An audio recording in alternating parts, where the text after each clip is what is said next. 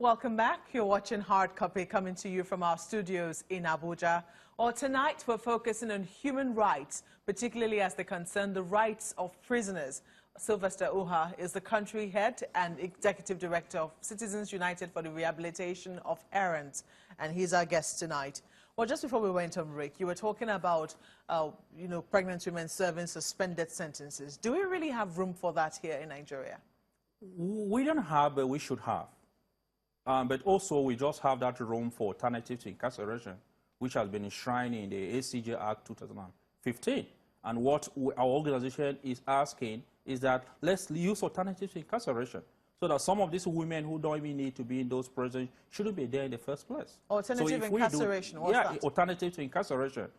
Things like parole, probation, community service. If we use that, some of those women who are in those facilities may not be there. But let me tell you that during in that survey, we found out that some women in Lagos who were in those prisons were there because they were begging.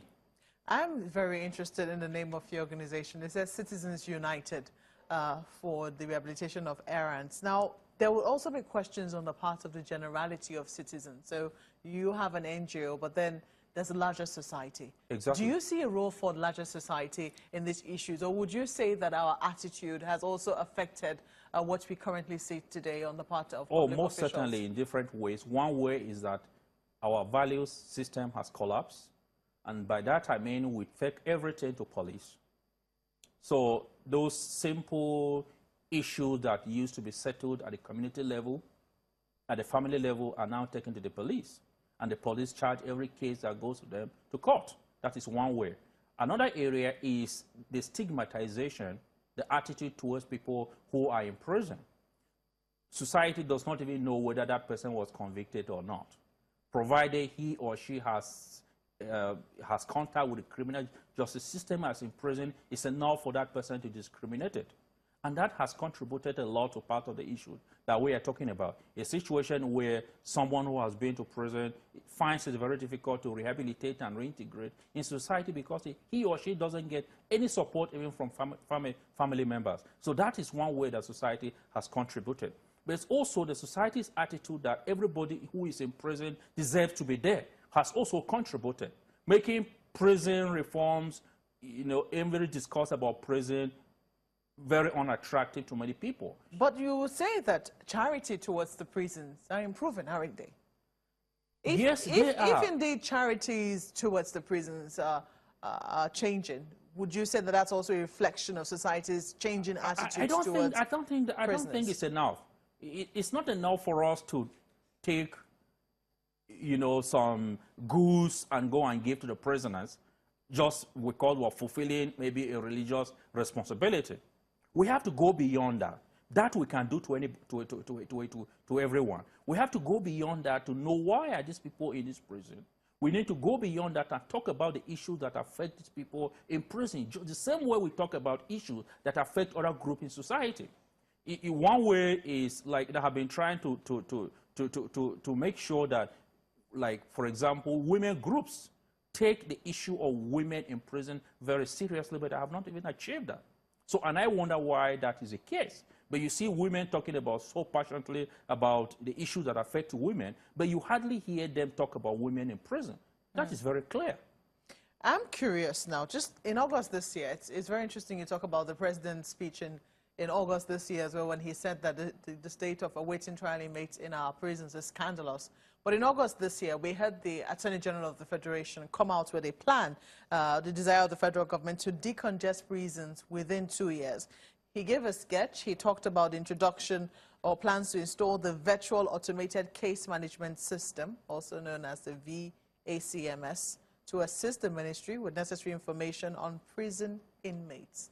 Now, this to some might sound like it's long-term. We do not know if plans have started in that regard, but what do you think can be done in the short term? Well, my opinion is this. We are in a very critical moment. And this is not time for politics. This is time for action. When the Attorney General says he's going to decongest the prisons in 2 years, I don't know how that is possible. First of all, the greater part of next year will be campaigns. And the following is election. He doesn't even know whether he will be in office in 2 years. So who is going to decongest the prisons in 2 years? That is one. The second thing is this. If he is serious about decongesting the prison, he's the chief law officer of the country. Section 293 of the ACJ Act has given a time limit for someone to await trial. Why can't we reactivate that? I'm curious. Our constitution is also very clear on how long one can await trial. Why is that not implemented? So I would like to see him implement the law rather than talk about a system, a policy that he wants to put in place.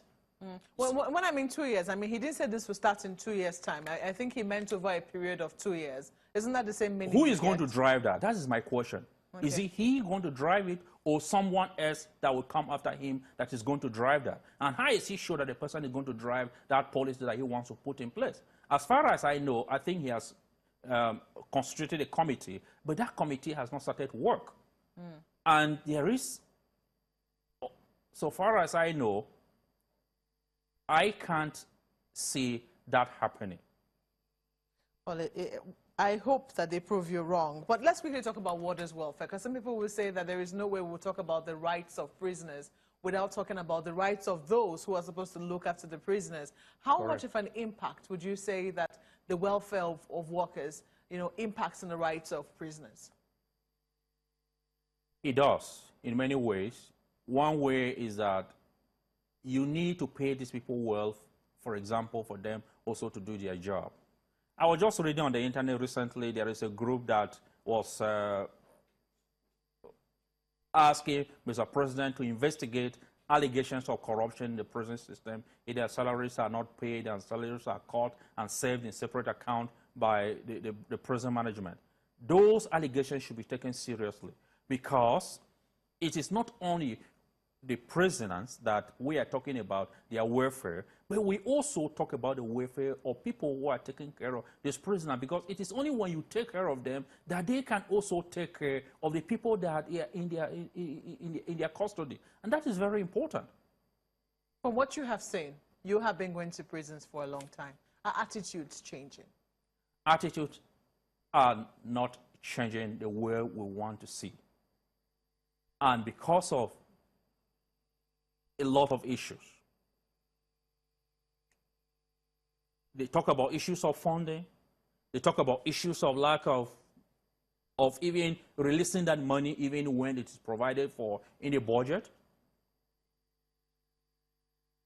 So the practical things that we would like to see in the prison, we're yet to see them. And the reforms that we are expecting to see, we're yet to see them too. And this is why we have continued to call on the federal government to take this issue very seriously. One thing that we never talked about here is the issue of health implication of this. Recently, there was a report about Nigeria being having the second highest HIV rate in the world. I want to tell you that HIV prevalence in the prison is quite high. Why is that?